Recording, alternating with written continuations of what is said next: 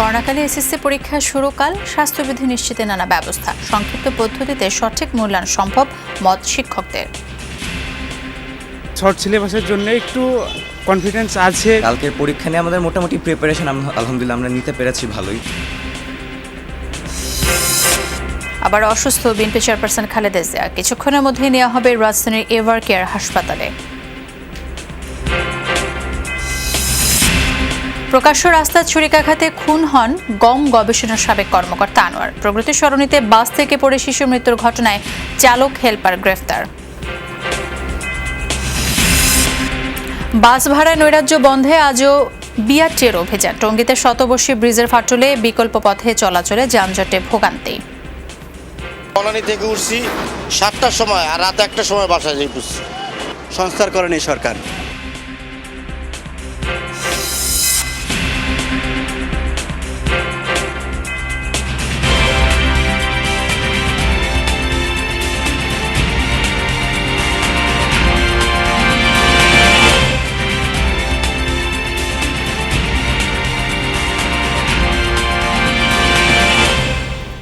আমন্ত্রণ যমুনা নিউজ, আপনাদের সাথে আছে আমি শাহেল ইসলাম। এতক্ষণ শিরোনাম দেখছিলেন, এবার চলে যাচ্ছি পুরো খবরে। করোনা সতর্কতার মধ্যে এসএসসি পরীক্ষার নতুন অভিজ্ঞতা হতে যাচ্ছে শিক্ষার্থী শিক্ষকদের। কাল থেকে শুরু হতে যাওয়া পরীক্ষা নিতে প্রস্তুত করা হচ্ছে কেন্দ্রগুলো। শারীরিক দূরত্ব নিশ্চিত করতেই আসন বিন্যাস করা হয়েছে। ভিড় কমাতে পরীক্ষার্থীদের সঙ্গে একজনের বেশি অভিভাবক না আসতে অনুরোধ করেছেন শিক্ষকরা। সংক্ষিপ্ত পদ্ধতির এই পরীক্ষার মাধ্যমে সঠিক মূল্যায়ন সম্ভব বলে জানালেন শিক্ষকরা। আর কয়েক ঘন্টা পরেই অনুষ্ঠিত হবে এবছরের এসএসসি পরীক্ষা। তারই প্রস্তুতি স্কুলগুলোতে। যেসব স্কুলে কেন্দ্র পড়েছে সেখানে সবার ব্যস্ততা বেড়েছে। করোনা সংক্রমণ এড়াতে করা হচ্ছে আসন বিন্যাস। প্রতি বেঞ্চে বসবেন একজন করে পরীক্ষার্থী, সেটিও কোনাকুনি। পরীক্ষা কক্ষগুলো পরিষ্কারের পাশাপাশি জীবাণুমুক্ত করা হয়েছে। সংক্রমণ কমে এলেও সব ধরনের সতর্কতা মাথায় রেখেই পরীক্ষা আয়োজনের প্রস্তুতি নেওয়া হয়েছে।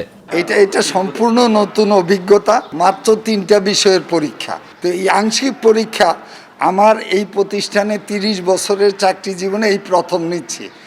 আসন সহজে খুঁজে পেতে কেন্দ্রের বাইরেও টাঙানো হয়েছে পরীক্ষার্থীদের রোল নম্বর। আগের দিন তা দেখে আসন সম্পর্কে নিশ্চিত হচ্ছেন অভিভাবকরা। পরীক্ষা দিলে একটা অভিজ্ঞতা থাকে, বিনা পরীক্ষায় যদি অটো পাস হয় তার থেকে এটা ভালো, বেটার। গার্জিয়ানে একটা স্টুডেন্টের সাথে একজন আসলেই আমার মনে হয় ভালো হবে আর কি। করোনার কারণে সংক্ষিপ্ত সিলেবাসে হচ্ছে এবারের এসএসসি পরীক্ষা। প্রশ্নের কলেবরও কমানো হয়েছে, তাই বিভাগ ভিত্তিক বিষয়গুলো নিয়ে জোরদার প্রস্তুতি নিচ্ছেন শিক্ষার্থীরা। যেভাবে পড়েছি প্লাস তো টার্গেট আছে অবশ্যই। 3 মাসে মোটামুটি সব কমপ্লিট হয়ে গেছে, কভার হয়ে গেছে, যেগুলো ল্যাকিং ছিল।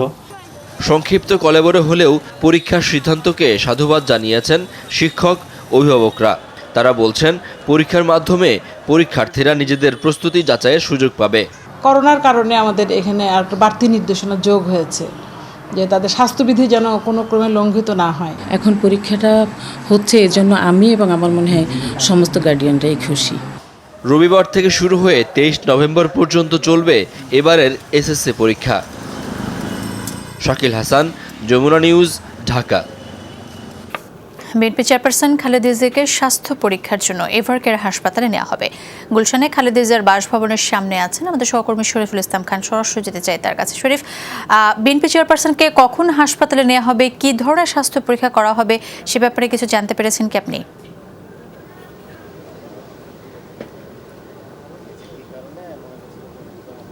আর কিছুক্ষণের মধ্যেই খালেদা জিয়াকে হাসপাতালে নেওয়া হবে। আপনি জানেন যে এ মাসের 7 নভেম্বর অর্থাৎ চলতি মাসের 7 তারিখে চিকিৎসা শেষে খালেদা জিয়াকে বাসায় নেওয়া হচ্ছে। তিনি বাসায় ফিরেছেন, অর্থাৎ সপ্তাহ না ঘুরতেই কিন্তু তিনি আবারও হাসপাতালে যেতে হচ্ছে।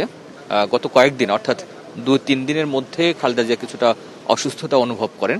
তখন তার ব্যক্তিগত চিকিৎসক তারা পরিস্থিতি পর্যবেক্ষণ করেছেন, কথা বলে সিদ্ধান্ত নিয়েছেন যে খালেদা জিয়ার কিছু চেক আপ করতে হবে। ফলে সেই অনুসারেই কিন্তু আজকে তিনি হাসপাতালে যাচ্ছেন। হাসপাতালে গিয়ে আসলে ভর্তি হবেন কি হবেন না, আমি কয়েকজন ডাক্তারের সঙ্গে, তার যে ব্যক্তিগত চিকিৎসক বা টিমের একজনের সঙ্গে কথা বলবার চেষ্টা করেছি। তিনি যেটি জানিয়েছেন সেটি নির্ভর করবে পরিস্থিতির উপর। কিন্তু চেয়ারপারসনের অফিস হাসপাতালে অবস্থান করবার মতো প্রস্তুতি নিয়ে যাচ্ছেন। যদিও সেখানকার ডাক্তাররা মনে করে যে তাকে হাসপাতালে ভর্তি করাতে হবে, তিনি হাসপাতালে থাকবেন। আর যদি মনে না করে তাহলে তিনি আজই বাসায় ফিরবেন। অর্থাৎ গত কদিন আগে যখন বাসায় ফিরেন, এর আগে কিন্তু টানা ২৬ দিন, অর্থাৎ গত মাস নভেম্বরের ৭ তারিখ বাসায় ফেরার আগে ২৬ দিন তিনি হাসপাতালে চিকিৎসা নিয়েছেন। এর মধ্যে নানা ধরনের পরীক্ষা নিরীক্ষা হয়েছে, বায়োপসি করা হয়েছে, সেই বায়োপসির রিপোর্ট বিদেশ থেকে আনা হয়েছে। তারপর যখন তিনি কিছুটা সুস্থ অনুভব করেছেন তখন তিনি বাসায় ফিরেছেন। কিন্তু সপ্তাহ না ঘুরতেই যখন খালেদা জিয়া আবার হাসপাতালে ভর্তি হচ্ছেন, চিকিৎসক কিংবা দলের পক্ষ থেকে আনুষ্ঠানিকভাবে বা সুনির্দিষ্টভাবে আসলে কোন সমস্যা বা কোন জটিলতায় তিনি হাসপাতালে যাচ্ছেন সে বিষয়ে পরিষ্কার কোনো বক্তব্য দেয়নি। তবে আমরা যতটা অনানুষ্ঠানিকভাবে কথা বলেছি তাতে নিশ্চিত হয়েছে এবং জানতে পেরেছি যে তিনি কয়েকদিন থেকেই কিছুটা অসুস্থ ভোগ করছেন। ব্যক্তিগত চিকিৎসকরা তাকে পরামর্শ দিয়েছেন। ফলে হাসপাতালে যাওয়ার পর কিছু পরীক্ষা নিরীক্ষা করা হবে, এরপর আসলে ঠিক করা হবে যে তিনি বাসায় ফিরে আসবেন না হাসপাতালে আরো কয়েকদিন থাকতে হবে। ধন্যবাদ আপনাকে। প্রকাশ্যে দুর্বৃত্তের ছুরিকাঘাতে গম গবেষণা ইনস্টিটিউটের মুখ্য বৈজ্ঞানিক কর্মকর্তা নিহতের ঘটনায় ৩ দিনেও কেউ আটক হয়নি। এটিকে পরিকল্পিত হত্যাকাণ্ড বললেও কি কারণে ঘটেছে তা এখনো পরিষ্কার নয় পরিবারের কাছে। হত্যাকাণ্ডে জড়িতদের ধরতে অভিযান চলছে বলে জানিয়েছে পুলিশ। শ্যামলী রিং রোড এলাকার হলিডেন গলি আদাবর রিং রোডের সাথে মিরপুর সড়ক সংযুক্ত করেছে এই গলি। বৃহস্পতিবার সন্ধ্যা 7:15 সিসি ক্যামেরার ফুটেজে দেখা যায় গলির মাঝামাঝি এক ব্যক্তি পকেটে হাত ঢুকিয়ে পায়চারি করছে। একটু পরেই সামনে এগিয়ে যায় উল্টো দিক থেকে আসা গম গবেষণা ইনস্টিটিউটের মুখ্য বৈজ্ঞানিক কর্মকর্তা আনোয়ার শহীদকে ছুরি মেরে সামনের দিকে দৌড়ে পালিয়ে যায় যুবকটি। এই সিসি ক্যামেরায় ধরা পড়ে পুরো ঘটনা। এই বাসার নিরাপত্তা কর্মীরা জানান, ঘটনার পর বাসা থেকে বেরিয়ে নিহত ব্যক্তিকে মাটিতে পড়ে থাকতে দেখেন তারা। আমার গানটা কি হয়েছে এখানে একজন ভদ্রলোককে ছুরিয়াঘাত করে একজন পালিয়ে গেছে দৌড়িয়ে। তো উনি পড়ে আসে, ওরা ওনারা ধরে উঠাইলো। কেউ বললো যে থানায় ফোন দেন, কেউ বলছে আগে ওনারা রিক্সা নিয়ে গেছে। প্রায় 1 যুগ আগে অবসর নেওয়া আনোয়ার শহীদকে কেন এইভাবে খুন করা হলো তা বুঝতে পারছে না পরিবার। কিভাবে সন্দেহ করবো, এখন তো আমরা জানতেছি না, বুঝতেছি না কাকে সন্দেহ করবো। আমরা কিছুই জানি না যে কিভাবে কি হলো। উনি একজন যে আমার তো মনে হয় না যে ওনার কোনো শত্রু আছে, কিন্তু এখন তো মনে হচ্ছে যে শত্রু কিভাবে বের হলো। ঘটনার পর আদাবর থানায় হত্যা মামলা দায়ের করা হয়েছে, তবে এখনো কোনো আসামিকে গ্রেফতার করতে পারেনি পুলিশ। রিয়াজ রায়হান, যমুনা নিউজ, ঢাকা।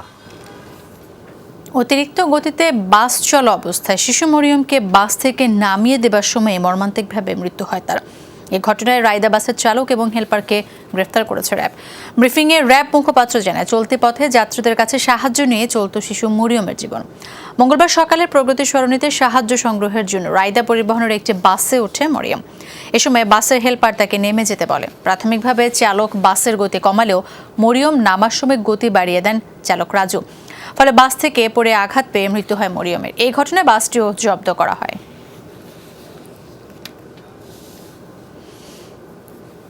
রাজু যেহেতু মাত্র 300 গজ আগে সে গাড়ি একবার থামিয়েছিল এবং পুনরায় তাকে যখন স্লো করতে বলা হয় তখন সে অনেকটা বিরক্ত হয়ে গাড়িটি হালকা স্লো করে, গতি হালকা কমায়। মেয়েটির নামার অবস্থায় তার বক্তব্য অনুযায়ী গাড়ির গতিবেগ প্রায় 40 থেকে 50 ছিল। এই প্রেক্ষিতে মেয়েটি তড়িঘড়ি করে গাড়ি থেকে পড়ে গুরুতর আহত হয়। গণপরিবহনের ভাড়া নৈরাজ্য ঠেকাতে রাজধানীতে আজও অভিযান চালিয়েছে বিআরটিএ। তাদের পাশাপাশি মোবাইল কোর্ট পরিচালনা করে ডিএমপি। সরকারের বর্ধিত ভাড়া ঠিকঠাক নেওয়া হচ্ছে কিনা এ বিষয়ে তদারকি করে বিআরটিএ কর্তৃপক্ষ। তবে আজও সরকার নির্ধারিত ভাড়ার চেয়ে বেশি আদায়ের অভিযোগ করেন যাত্রীরা। সড়কে গাড়ি থামিয়ে যাত্রীদের কাছ থেকে অভিযোগ শুনে সেই অনুযায়ী ব্যবস্থাও নিয়েছে বিআরটিএ। বাড়তি ভাড়া নেওয়ার কয়েকটি পরিবহনকে অর্থদণ্ড দেন নির্বাহী ম্যাজিস্ট্রেট। সরকার নির্ধারিত ভাড়া কার্যকর অভিযান অব্যাহত থাকবে বলে জানিয়েছে সংশ্লিষ্ট কর্তৃপক্ষ। আপনারা এখন আসছেন দেখেই ভাড়া কমাই দিতেছেন, 5 টাকা যাত্রীর ফেরত দিতেছেন, কিন্তু আপনারা চলে যাওয়ার পরে তো আবার সেই 5 টাকা বেশিই নেবে। না বুঝার কি ভাড়াটা নিয়ে গেছে। 8 তারিখে প্রজ্ঞাপন হয়েছে অতিরিক্ত ভাড়ার, এবং বিআরটি থেকে সবাইকে নির্ধারিত ভাড়ার হার নির্ধারণ করে তারা দিয়ে দিয়েছেন। কিন্তু আজকে 13 তারিখ, এখনো অনেক গাড়িতে ভাড়ার চার্ট তারা টানাই নাই, এবং একই সাথে অতিরিক্ত ভাড়া নেওয়াও এই অপরাধ আমরা পেয়েছি। এই জন্য তাকে জরিমানা করা হলো 2500 টাকা। টঙ্গীতে তুরাগ নদীর উপরে অবস্থিত শতবর্ষী ব্রিজের স্ল্যাব ধসে পড়ে ফাটল সৃষ্টি হয়, বন্ধ আছে সেখানকার যান চলাচল। এ সময় বিকল্প পথ হিসেবে বিশ্ব ইজতেমা মাঠ সংলগ্ন কামারপাড়া বাইপাস সড়কটি ব্যবহার করা হয়। ফলে মহাসড়কে যানজটের সৃষ্টি হয়। ভোগান্তিতে পড়েন সাধারণ পথচারী থেকে শুরু করে কর্মজীবী মানুষ। টঙ্গীতে তুরাগ নদীর উপরে ব্রিজটি চলাচল অনুপযোগী হয়ে যাওয়ায় বিকল্প পথে চলছে যান। ব্রিজের স্ল্যাব ধসে ধরেছে ফাটল, ঢালাই খসে বেরিয়ে আছে রড, তাই মহাসড়কের একপাশে বন্ধ যান চলাচল। এর প্রভাবে দেখা দিয়েছে যানজট। উত্তরবঙ্গের যত গাড়ি এই রাস্তা দিয়ে চলাফেরা করে, আর এই রাস্তা আজকে 4 দিন ধরে এরকম পরিত্যক্ত পড়ে রয়েছে, কেউ দেখার নাই। প্রায় আজকে 2-3 বছর ধরে এটা পরিত্যক্ত ঘোষণা করাইছে। এই 2-1 বছরের ভিতরে কোনো সংস্কার করেনি সরকার। ব্রিজ কয়দিন আগে তৈরি হয়েছে, এখন বাদ। এটা পরিকল্পনার অভাব। আমাদের কোচিং 7টা থেকে, কিন্তু এখন এই গাড়ি পাওয়া যাচ্ছে না, প্লাস আমাদের কোচিং যাতে দেরি হচ্ছে। বিকল্প পথ হিসেবে ব্যবহৃত হচ্ছে বিশ্ব ইজতেমা মাঠ সংলগ্ন কামারপাড়া বাইপাস সড়ক। ভোগান্তিতে পথচারী থেকে শুরু করে বিভিন্ন যানে চলাচল করা মানুষ আর চালকরা। আমরা যে পরীক্ষা দিতে যাব, এখন আমাদের কোনো গাড়ি পাচ্ছি না, কোনো ধরনের কোনো কিছু না, আমাদের অনেক কষ্ট হচ্ছে। কি আর কইতাম, বড় জ্বালা যন্ত্রণা, জাম গজাইতে গজাইতে জিন্দেগি সব তামাক শান্ত হয়ে গেছে। 1 ঘন্টা রাস্তা বিশুদ্ধ বেলা লাগছে, আমরা 4 ঘন্টা 5 ঘন্টা কারাইল থেকে 4 ঘন্টা, বুঝছেন। ব্রিজের একটি পিলারের নিচেও আছে একাধিক ফাটল। অবশ্য বিআরটি এর প্রকল্প পরিচালক দ্রুতই সংস্কার কাজ শেষ করার আশ্বাস দিলেন। এই রবিবার আসতেছে না, নেক্সট রবিবারের মধ্যে আমরা হোপফুলি এটা শেষ হবে। যে প্রবলেমটা, এটা কিন্তু স্ট্রাকচার সব ঠিক আছে, শুধু সিলাব ছিদ্র হয়েছে। ওগুলো অ্যাপ্রোচ সিলাব বলে, ওগুলো স্ট্রাকচারের কোনো বিষয় না। ওগুলো আমরা সব এখন রিপেয়ার করে গাড়ি ছেড়ে দেবো। যানজট নিরসনে ট্রাফিকের পাশাপাশি থানা পুলিশ সদস্যরাও সড়কের বিভিন্ন পয়েন্টে কাজ করছেন। তানভীর মৌসুম, যমুনা নিউজ, ঢাকা। বিএনপি জন্মলগ্ন থেকে প্রতিহিংসার রাজনীতি চর্চা করে আসছে বলে মন্তব্য করেছেন আওয়ামী লীগ সাধারণ সম্পাদক ওবায়দুল কাদের। সকালে নিয়মিত ব্রিফিংয়ে তিনি এই মন্তব্য করেন। ওবায়দুল কাদের আরও বলেন, অশান্তির আগুন দেশে নয়, অশান্তির আগুন জ্বলছে বিএনপির নিজ ঘরে। দলটি ক্ষমতার লোভে চরম অশান্তিতে আছে রাজনৈতিক সিদ্ধান্তহীনতা ও অস্থিরতায়। বিএনপি দেশের মানুষের চোখের ও মনের ভাষা বোঝে না বলেও মন্তব্য করেন আওয়ামী লীগ সাধারণ সম্পাদক। বলেন, ভোগ বিলাসিতা করতে না পেরে অশান্তির আগুনে জ্বলছে তারা। গাইবান্ধায় বিজয়ী ইউপি সদস্যকে হত্যার ঘটনায় অভিযুক্ত আরিফের বাড়িতে ফের আগুন দিয়েছে বিক্ষুব্ধরা। প্রতিবাদে সড়ক অবরোধ করে বিক্ষোভ করেছে সমর্থকরা। পুলিশ বলছে, পূর্বশত্রুতার জেরেই এই হত্যাকাণ্ড। ঘটনাটি খতিয়ে দেখছে তারা। রংপুরে নির্বাচনী সহিংসতায় মারা গেছেন একজন। নরসিংদী, পিরোজপুরেও হামলা ও সংঘর্ষের ঘটনা ঘটেছে। নবনির্বাচিত ইউপি সদস্য খুনের প্রতিবাদে উত্তাল গাইবান্ধা। অভিযুক্ত পরাজিত প্রার্থীর সমর্থক আরিফ ও তার চাচার বাড়িতে 2 দফা দেয়া হয় আগুন। পুড়ে যায় বেশ কয়েকটি ঘর।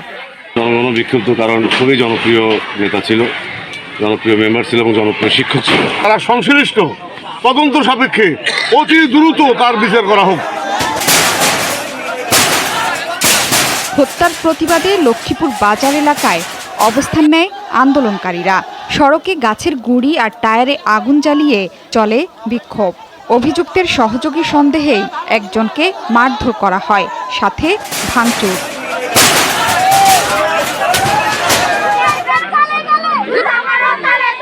জনপ্রতিনিধির পাশাপাশি শিক্ষক ছিলেন আব্দুর রৌফ। ময়নাতদন্ত শেষে কর্মস্থলে নেওয়া হয় মরদেহ।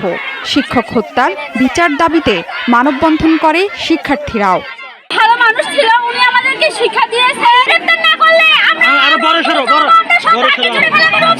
ভালো মানুষ ছিলেন। এভাবে তার মৃত্যুতে এলাকার লোক সবাই ভাঙি পড়ছে। এর আগে শুক্রবার রাতে লক্ষ্মীপুর ইউনিয়নের 1 নম্বর ওয়ার্ডে নির্বাচিত আব্দুর রৌফের ওপর অতর্কিত হামলা চালায় দুর্বৃত্তরা। তাকে পিটিয়ে হত্যা করা হয়। খবর ছড়িয়ে পড়লে আরিফ নামে অভিযুক্তের বাড়িতে আগুন দেয় রৌফের ক্ষুব্ধ সমর্থকরা। আরিফ এসে তাকে ধারালো অস্ত্র দিয়ে মাথায় উপর্যুপরি আঘাত করে এবং আঘাত করার পরে সে পড়ে যায় এবং সে দৌড় দেয়। রুহুল যখন চিল্লাচিল্লি করে, আমি কথা দিয়ে গেলাম গাইবান্ধা শহর থানার পক্ষ থেকে আসামিদের গ্রেফতারের বিষয়ে পুলিশ সর্বাত্মক কাজ করতেছে, অভিযান চলতেছে, আমাদের আসলে বাইরে অভিযান চলতেছে। নির্বাচন পরবর্তী সহিংসতা হয়েছে দেশের আরও কয়েকটি স্থানেও। রংপুরের পীরগাছায় বিজয়ী ও পরাজিত মেম্বার প্রার্থীর সমর্থকদের মধ্যে সংঘর্ষে একজনের মৃত্যু হয়েছে। পিরোজপুর, নরসিংদী সহ কয়েকটি জায়গায় ঘটেছে হামলা ভাঙচুরের ঘটনা। সংঘর্ষে আহত অনেকে। জোহরা সেতু, যমুনা নিউজ। কুমিল্লায় পূজা মণ্ডপে হামলার ঘটনায় আইনশৃঙ্খলা রক্ষাকারী বাহিনীর বিশেষ করে ওসির গাফলতি ছিল কিনা তা তদন্ত করে দেখা হচ্ছে। এ তথ্য জানিয়েছেন ডিএমপি কমিশনার শফিকুল ইসলাম। সাম্প্রদায়িক সহিংসতার পেছনে সব রাজনৈতিক দলের লোকজনই আছে বলেও জানান তিনি। দুপুরে ডিবেট ফর ডেমোক্রেসির আয়োজনে বিতর্ক প্রতিযোগিতায় ডিএমপি কমিশনার এসব কথা বলেন। গণজাগরণী পারে সাম্প্রদায়িক সহিংসতা প্রতিরোধ করতে এই শীর্ষক ছায়া সংসদ বিতর্ক প্রতিযোগিতার আয়োজন করে ডিবেট ফর ডেমোক্রেসি। প্রতিযোগিতায় সরকারি দল হিসেবে প্রাইম এশিয়া ইউনিভার্সিটি ও বিরোধী দল হিসেবে কুমিল্লা বিশ্ববিদ্যালয়ের বিতর্কিকরা অংশ নেন। গণজাগরণ ঘটান, আমি হাত জোর করছি, নিজের দেশে আমাকে ভাড়াটিয়া বানাবেন না। সাম্প্রদায়িক সহিংসতা হওয়ার পর আইনমন্ত্রী কিন্তু বলেননি তোমরা গণজাগরণ করো, তোমরা সভা সেমিনার করো। অনুষ্ঠানে ডিএমপি কমিশনার বলেন, শুধু বিচার বা আইন প্রয়োগ করে সামাজিক সহিংসতা বন্ধ করা সম্ভব নয়। তারপরও অসাম্প্রদায়িক বাংলাদেশ তৈরিতে পুলিশ তার দায়িত্ব পালন করে যাচ্ছে। আদর্শের জায়গা থেকে আমি আমার সন্তানকে একটি অসাম্প্রদায়িক মানুষের হিসেবে তৈরি করব, সেই মানসিকতাই মনে হয় আমাদের ঘাটতি আছে। বাংলাদেশ পুলিশ আমরা সবসময় এই সাম্প্রদায়িক এই সহিংসতার বিষয়গুলো অত্যন্ত কঠোরভাবে দেখি। কুমিল্লায় পূজা মণ্ডপে হামলার আগে ওসির সামনে ফেসবুক লাইভ হয় কিভাবে তা নিয়ে প্রশ্ন তোলেন এই পুলিশ কর্মকর্তা। থানা পুলিশের গাফিলতি ছিল কিনা তা তদন্ত করে দেখার কথাও জানান তিনি। দায়িত্বশীল একজন কর্মকর্তা এই কাজটি এমনভাবে করা উচিত ছিল যাতে এই পবিত্র ধর্মগ্রন্থের যে পবিত্রতা সেটি যেমন রক্ষা পায়, তেমন এটি নিয়ে যাতে অপপ্রচারের সুযোগ কেউ না পায় সেটিও নিশ্চিত করা তার দায়িত্ব ছিল। ফলে এটি নিশ্চয়ই তদন্ত হচ্ছে, তদন্ত হয়ে তার যদি কোনো দায় আর থাকে নিশ্চয় তার বিরুদ্ধে ব্যবস্থা নেওয়া হবে। আয়োজক সংগঠন সাম্প্রদায়িক সহিংসতা প্রতিরোধে রাজনৈতিক ঐক্যমত্য গড়ে তোলা সহ 7 দফা সুপারিশ প্রদান করেন। অন্য কোনো ধর্মের উপর আঘাত করলে তার বিচার যাতে দ্রুত আইনে দ্রুত বিচার ট্রাইব্যুনালে সে বিচার করা সে দাবি আমরা উত্থাপন করছি। সাম্প্রদায়িক সহিংসতা প্রতিরোধে সমাজের বিভিন্ন অংশীজনকে সম্পৃক্ত করতে হবে। আমি যারা বলেছিলাম আমাদের আজকে রাজনীতিবিদ, সমাজের যারা সুশীল সমাজের প্রতিনিধি রয়েছেন, শিক্ষার্থীরা রয়েছেন, তরুণরা রয়েছেন, সকলকে আমরা সম্পৃক্ত করে আমরা আমাদের এই গণজাগরণ আমরা তৈরি করতে হবে। প্রতিযোগিতায় বিরোধী দল কুমিল্লা বিশ্ববিদ্যালয়ে জয়ী হলে তাদের হাতে পুরস্কার তুলে দেওয়া হয়। কাবি সিদ্দিকী, যমুনা নিউজ, ঢাকা। ডিজেলের দাম বাড়লেও এখনই ট্রেনের টিকিটের দাম বাড়ানো হবে না বলে জানিয়েছেন রেলমন্ত্রী নুরুল ইসলাম সুজন।